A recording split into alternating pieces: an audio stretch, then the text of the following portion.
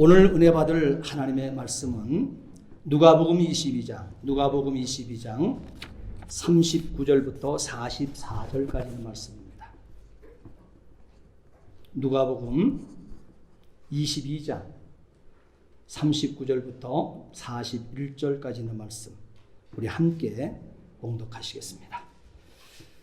예수께서 나가사 습관을 쫓아 감람산에 가시매 제자들도 쫓았더니 그곳에 이르러 그들에게 이르시되 유혹에 빠지지 않게 기도하라 하시고 그들을 떠나 돌 던질 만큼 가서 무릎을 꿇고 기도하여 이르시되 아버지, 만일 아버지의 뜻이거든 이 잔을 내게서 옮기시옵소서. 그러나 내 원대로 마옵시고 아버지의 원대로 되기를 원하나이다 하시니 천사가 하늘로부터 예수께 나타나 힘을 더하더라. 예수께서 힘쓰고 애써 더 간절히 기도하시니 땀이 땅에 떨어지는 핏방울같이 되더라. 아멘. 아멘. 기도하시겠습니다. 전능하신 아버지 하나님, 주의 은혜와 사랑을 진심으로 감사를 드립니다. 오늘 주님 앞에 겸손히 섰습니다. 오늘 읽은 이 말씀이 우리의 생명 양식 되게 하옵소서. 우리의 닫혔던 기도의 문이 열려지는 기회를 갖게 해 주옵소서. 하나님의 뜻을 발견하지 못했던 심령들, 하나님의 뜻을 만나는 귀한 시간 되게 해 주옵소서. 오늘 부족한 종에게 귀한 말씀을 들려주셨습니다. 이 시간 하나님께서 사용하시되 온전한 도구요, 통로요, 매개체로 사용해 주시옵소서. 감사하며 예수 그리스도로 받들어 기도하옵나이다. 아멘. 한번 따라 하십니다. 아버지의 뜻을 듣고 또 듣자. 다시 한번요. 아버지의 뜻을 듣고 또 듣자. 예, 아버지의 뜻을 듣고 또 듣자는 말씀의 의미는 바로 이 기도의 능력이 되는 삶을 예수 그리스도의 순환의 때 겟세마네 동산에서 아버지의 뜻이 고백되어지고 또한 깨달음이 생겨날 때까지 예수 그리스도께서는 듣고 또 듣고자 땀방울 기도하셨습니다. 그리고 핏방울 기도를 이루신 우리 구주 예수 그리스도의 기도의 장면에서 그 의미를 찾게 되어집니다. 오늘 이 기도에서 이 아버지의 뜻을 끌어낸 예수님, 이 예수님은 완전한 인성을 입으셨어요. 완전한 인간으로 하나님이 우리 사람 되어 이 땅에 오셨습니다. 그렇기 때문에 완전한 인성을 입으셨기 때문에 하나님의 구속사를 이루어 드리기 위하여 저와 여러분들을 천국길로, 다시 말하면 생명길을 열어주시기 위해서 핏방울 기도, 이 핏방울 기도 사역으로 집중하셨던 것입니다. 그러기에 지금 이 예배의 자리에 저와 여러분들이 이곳에 앉아 있습니다. 내가 이 예배의 자리에 앉아 있는 것은 바로 이 감격, 바로 이 은혜를 가슴 벅차게 예배드리기 위해서 이 은혜의 보좌 앞에 담대히 나의 무릎을 일으켜서 예수님을 구주로 믿고 사는 한 사람이 되어 오늘 예배당에 있는 것입니다. 예수님을 믿는다고 하는 것이 무엇입니까? 예수님을 믿는다고 하는 것은 예수님처럼 따라 산다고 하는 뜻인 것입니다. 예수님의 가르침을 받아 이 삶으로 옮겨내는 예수님의 발자취를 따르는 자를 말하는 것입니다. 예수님이 가장 귀하게 여기셨던 것이 무엇입니까? 예수님께서 가장 귀하게 여기셨다고 생각하는 것을 여러분 붙드셨습니까? 그러면 그 붙든 것을 귀하게 여기는 것이 예수님을 믿고 사는 삶인 것입니다. 또한 예수님의 생명처럼 여겼던 것이 무엇입니까? 오늘 저와 여러분들이 그 생명처럼 예수님이 여겼던 것이 무엇인가 붙들었다 하게 되면 우리도 생명처럼 예수님 붙든 것을 생명처럼 여기고 사는 자가 믿는 자인 것입니다. 그러면 예수님이 생명처럼 여겼던 것이 무엇입니까? 여러분 무엇인 것을 여러분 깨달았습니까? 예수님이 무엇을 생명처럼 여기시던가요? 그것은 사명입니다. 그것은 사명입니다. 부활의 예수님을 만난 이후에 제자들 역시 사명을 생명처럼 여기며 살았습니다. 이방인의 구원을 위해서 사도된 이 바울도 사명을 생명처럼 여겼다고 하는 점이죠. 이들은 사명을 위해서 아까울 것이 없었습니다. 이들은 사명을 위해서 주저할 것이 없었습니다. 목숨까지도 내어 놓은 것이 사명 앞에 취했던 하나님의 사람들의 모습이었습니다. 예수님은 십자가에서 죽으셨습니다. 사도 요한을 제외한 제자들, 11제자들은 한결같이 순교의 길을 걸었습니다. 무엇 때문에 그랬습니까? 사명 때문이었습니다. 사명을 앞에 놓고 어떻게 살아야 하는가? 이 길이 예수님을 믿는 자들이 걸어가야 하는 길이 될 것입니다. 이방인의 구원을 위해서 사도된 바울은 사명을 깨달은 이후에 자신의 삶을 이렇게 고백하고 있어요. 사도행전 20장 24절 말씀에 보게 되면 나의 달려갈 길과 주 예수께 받은 사명 곧 하나님의 은혜의 복음을 증거하는 일을 마치려 하면은 나의 생명을 조금 더 귀한 것으로 여기지 아니하노라. 다시 말하면 우리 인생이 달려갈 길을 사도 바울은 하나님의 은혜의 복음을 증거하는 일이라고 고백하고 있습니다. 그리고 주 예수께 받은 사명, 그 사명이 바로 하나님의 은혜의 복음을 전하는 일이라고 사도 바울은 그렇게 만났고 그렇게 고백하면서 나의 생명을 이것 때문에 조금도 귀한 것으로 여기지 아니하노라. 이것이 사도행전 20장 24절 말씀이에요. 이 땅에 수많은 사람들이 태어났다가 이 사명을 알지 못한 채 죽어갔습니다. 결국 교회에서 하나님의 말씀을 받아 사명을 찾은 소수의 사람들만 사명을 알고 이 사명을 깨달아서 그 사명을 위해서 살다가 면류관 가지고 주님 앞에 담대하게 가게 된 것을 우리는 만나게 되었습니다. 우리 주변에서도 많이 보잖아요. 그렇게 하늘 날아간 사람들 많이 있잖아요. 여러분, 저와 여러분들도 이 우리의 믿음의 선진들의 모습처럼 이렇게 따라가는 거예요. 맹목적으로 가는 것이 아니라 사도행전 20장 24절 사도 바울이 만났고 고백하고 자기 생명을 조금도 이 사명 때문에 바로 하나님의 은혜의 복음을 증거하는 이것 때문에 조금 더 이것을 위해서는 생명 하나밖에 없는데 이것 귀한 것으로 여기지 아니하고 이걸 위해서 아낌없이 썼다는 거예요. 저와 여러분들도 쓸 수 있겠냐 이 말이에요. 우리도 예수를 나의 구주로 만났다 하게 되면 주인이 예수님이라 하게 되면 여러분 이 삶 넉넉하게 살아내셔야 될 것입니다. 그런데 성경에 나오는 믿음의 선진들 보세요.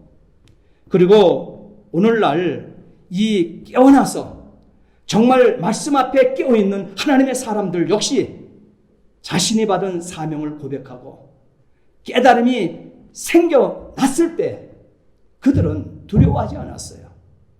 자르나 우러나 치우칠 것도 없어요. 뭐 어떤 것에 우리가 구애받을 이유가 하나도 없었던 것을 볼 수 있습니다. 그래서 그들은 한결같이 하나님의 뜻을 발견했으면 바로 그들은 앞으로 곧게 전진했다는 거예요.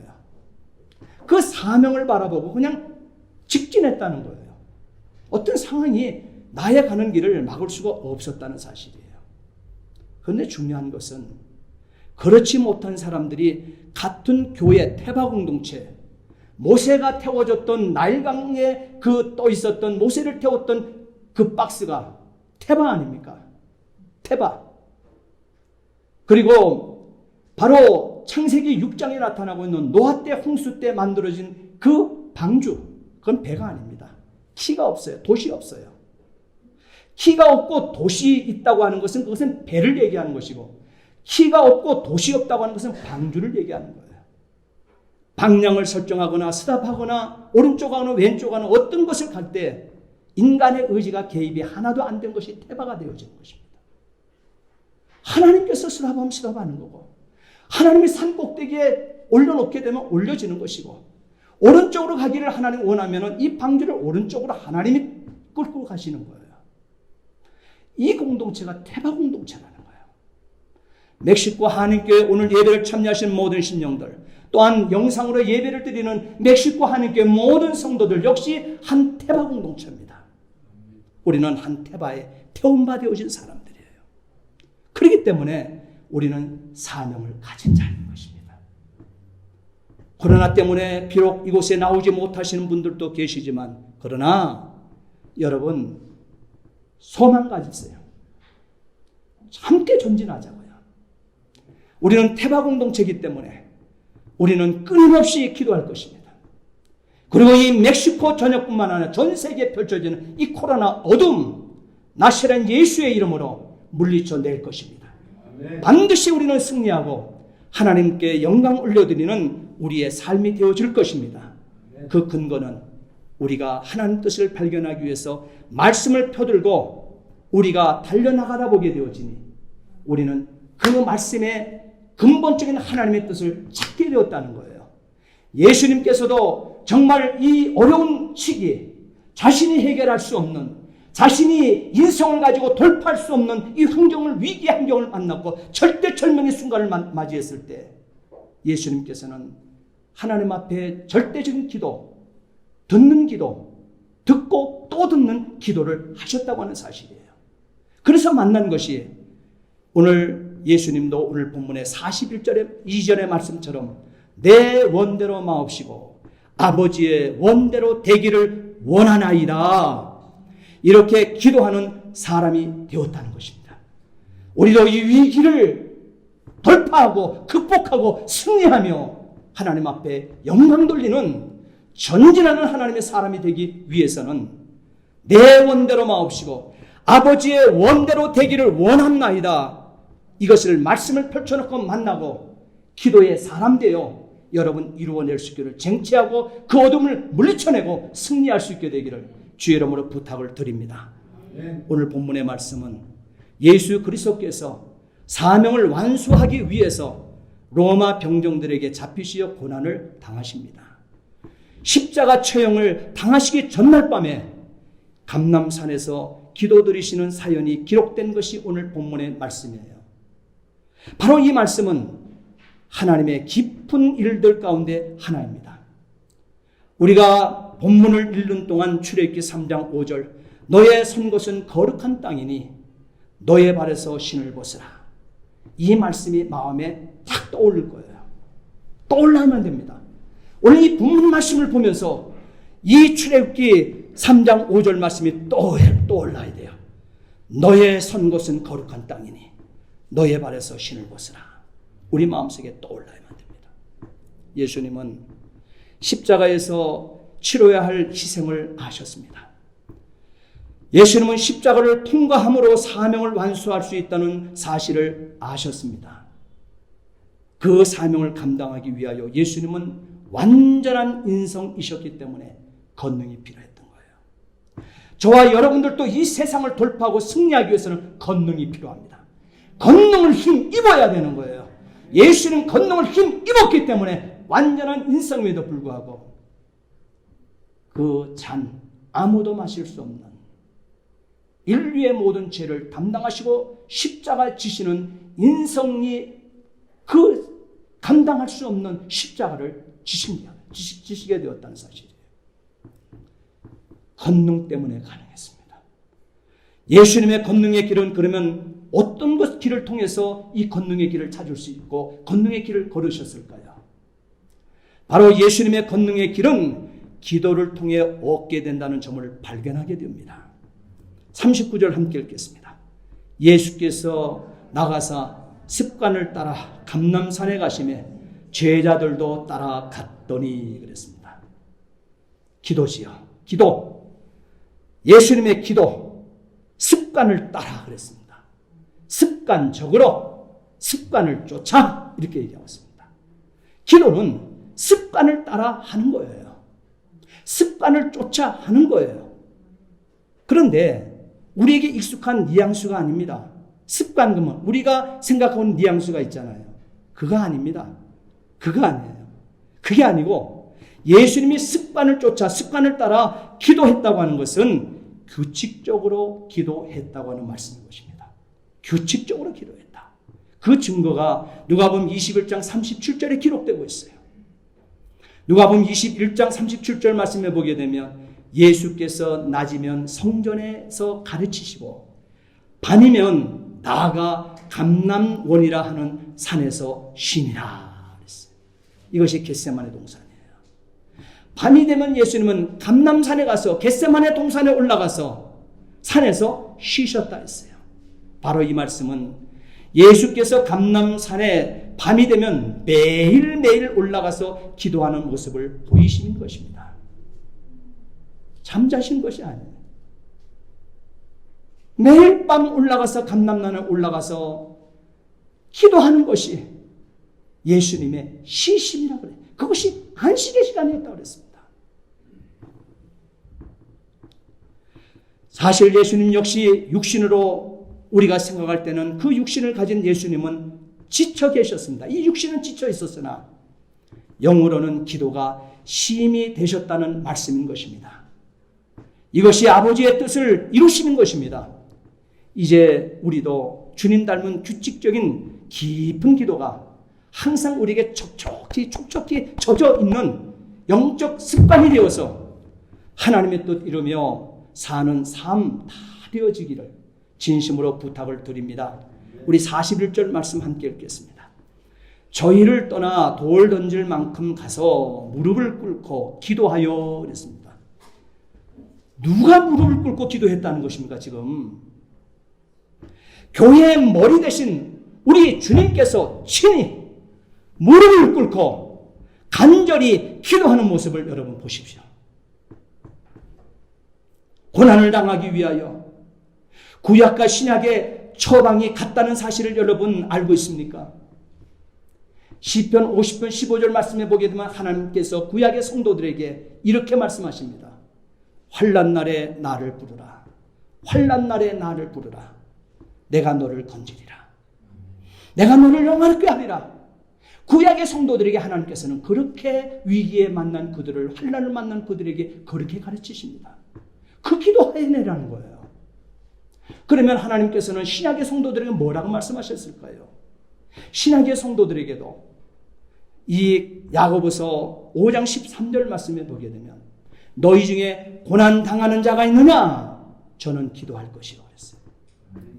구약의 하나님의 위기를 만났을 때, 환난을 만났을 때, 고난을 만났을 때 처방 방법이 똑같지 않습니까?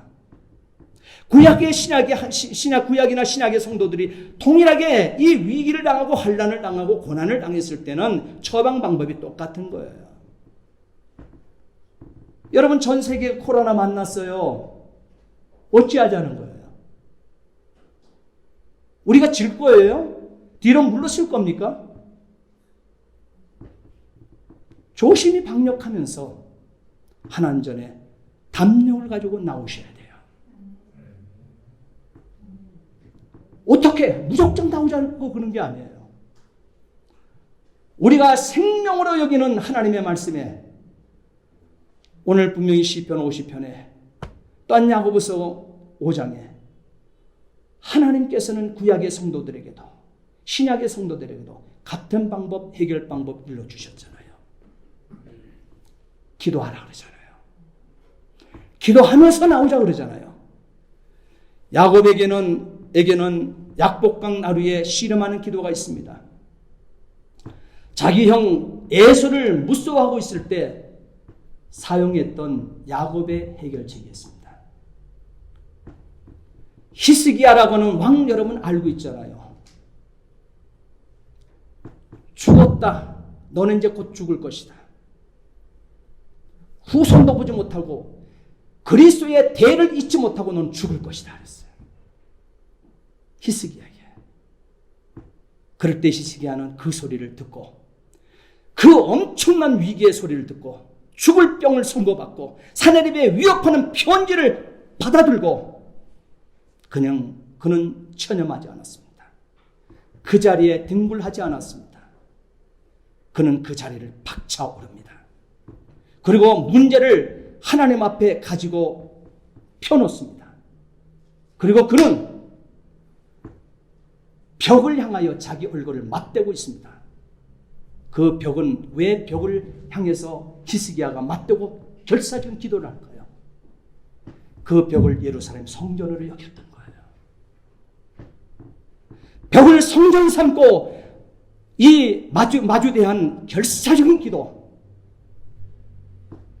하나님의 처분을 묻고 듣는 데 사용했던 히스기야의 해결책이었던 것입니다. 예수님께서도 고난의 시간에 무릎을 꿇고 기도로 묻고 기도 속에서 하나님의 응답을 받으려 힘썼던 것을 만나게 됩니다. 우리 인생을 살면서 무슨 환난을 만나든 위로를 원한다 하게 되면 우리가 도움을 구하는 첫 번째가 하나님이 되어야 될 것입니다. 우리가 맨 처음 호소해야 할 것은 은혜의 보좌가 되어야만 한다는 사실인 거예요. 은혜의 보좌, 나와서 해야 된다는 거예요. 우리도 때로는 하나님 주신 사명을 앞에 놓고 그 사명을 감당하기 너무너무 무섭고 힘이 들었고 두렵기 때문에 아무 말도 할 수 없을 그와 같은 때가 우리에게도 있습니다. 그와 같은 때 우리는 이사야 선지자의 외침처럼 이사야 38장 14절 말씀을 우리 마음속에 두고 외쳐내세요. 나는 제비같이 학같이 지적이며 비둘기같이 울며 나의 눈이 아프도록 하늘을 향하여 하늘을 쳐다보고 앙망하나이다. 여호와여, 내가 압제를 받사오니 괴롭습니다. 나의 중보가 되옵소서. 나의 중보가 되옵소서. 여러분, 이 기도 해낼 수 있게 되기를 축원합니다. 44절 읽겠습니다. 예수께서 힘쓰고 애써 간절히 기도하시니 땀이 땅에 떨어지는 핏방울같이 되더라 그랬습니다. 예수님의 힘쓰고 애써 더욱 간절히 기도하는 모습을 여러분 보십시오. 예수님은 기도에 얼마나 집중하셨던지 기도하면서 흘리시는 땀방울이 핏방울처럼 되어 땅에 떨어졌다고 기록하고 있습니다. 바로 기도 드림에 기울이시는 엄청난 집중력을 말해주는 내용이 되어지는 거예요. 하나님의 영원하신 이 아들의 이마에서 핏방울 같은 땀이 흘러내립니다. 심한 통곡과 눈물을 흘려야 했던 것입니다. 우리의 죄 때문에 말이에요. 나의 죄 때문입니다. 나의 죄 때문에. 이사야 53장 6절 말씀에 여호와께서는 우리 무리의 죄악을 그에게 담당시키셨도다.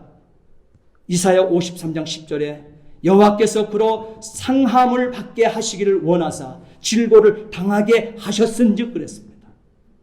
하나님 내신 구속의 공식인 것입니다. 하나님이 내신 의의 길, 믿음으로 성취되는 은혜를 통한 구원을 우리는 이렇게 이 하나님의 이 역사를 통해서, 이 성자 하나님의 이 역사를 통해서 우리는 구원받았습니다. 이렇게 복음서에 나타난 예수님의 겟세마네 기도를 종합해 보십시오. 자신의 원하는 바가 섞여 있습니까? 예수님 자신의 개인적인 의견이 섞여 있습니까? 먼저 묻고 있지 않습니까? 그리고 아버지의 뜻을 듣기 위하여 3번이나 제자들을 독려하며 함께 기도하셨습니다. 한 번의 기도가 아닙니다. 3번씩이나 하나님께 나아가 집중 기도하셨던 나의 구세주 예수님을 선명하게 만나셔야만 합니다. 42절 읽겠습니다. 가라사대 아버지여, 만일 아버지의 뜻이여든 이 잔을 내게서 옮기시옵소서. 그러나 내 원대로 마옵시고 아버지의 원대로 되기를 원하나이다 하시니 그랬습니다. 이 예수님의 기도에서 나타난 것처럼 자신이 원하는 바를 하나님께서 들어주시기를 요청하는 기도의 내용이 아니지 않습니까? 하나님이 자신을 통하여 이루시기를 들으려고 하는 기도였다는 사실을 우리는 깨닫게 되잖아요. 보게 되잖아요. 그렇게 만나게 되잖아요. 이렇게 예수께서 힘쓰고 애써 간절히 기도하실 때 놀란 광경이 펼쳐집니다. 천사가 나타나서 기도를 돕는 모습이 나타납니다. 43절 천사가 하늘로부터 예수께 나타나 힘을 돕더라 그랬습니다. 예수님은 완전한 인성을 가지셨기 때문에 하나님의 뜻을 이루는 일에 하늘로부터 천사가 힘을 붙어 주었습니다. 바로 이 기도가 얼마나 강렬했으면 감람유 틀에 기름을 짜듯이 쥐어 짜듯이 땀이 땅에 떨어지는 핏방울같이 되었겠습니까? 이제는 우리에게 과제가 주어졌습니다. 우리의 과제, 이제 예수님의 과제 끝났어요. 우리 구원해냈어요. 이제 우리의 과제가 우리에게 주어졌습니다.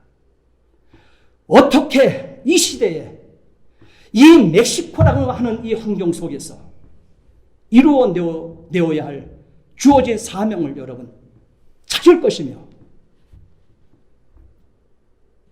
또한 찾았다 하게 되면 어떻게 살아낼 것인가 하는 문제를 저와 여러분들은 풀어내야 될 것입니다. 사랑하는 성도 여러분, 예수님은 서둘러 사역하지 않으셨습니다. 제자들을 선택하신 후 영적인 것을 사모하는 유기처로 거듭나게 먼저 하시고 언제 어디서든지 가르쳐 지키게 하셨으며, 서둘러 자기 사역하지 않도록, 서둘러서 자기 사역하지 않도록, 오늘 저와 여러분 개인의 이 사역 말이에요.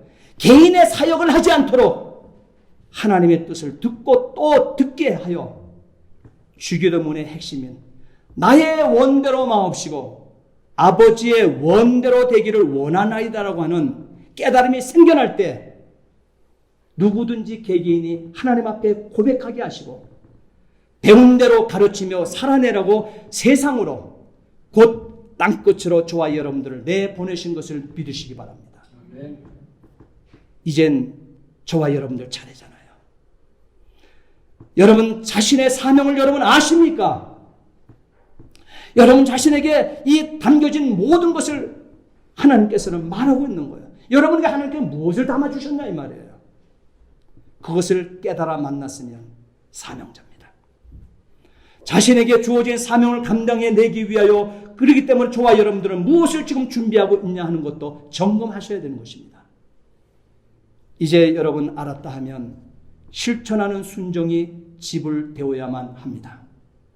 즉시 여러분 나가서 배우든지 가르치든지 깨달음이 생겨날 때 고백하며 실천에 옮겨내시어서 가치 평가받는 풍성한 삶 되시기를 예수님의 이름으로 축원합니다. 기도하시겠습니다. 전능하신 아버지 하나님, 주의 은혜와 사랑을 진심으로 감사를 드립니다. 하나님의 뜻을 듣고 또 들어 주기도문의 핵심인 나의 원대로 마옵시고 아버지의 원대로 되기를 원하나이다. 깨달음이 생각나게 될 때 고백하는 우리 성도들 되게 해 주시옵소서. 그래서 고백된 것을 가치 평가받는 일에 전폭적으로 아버지 나아설 수 있도록 역사해 주옵소서. 감사하며 예수 그리스도를 받들어 기도하옵나이다. 아멘.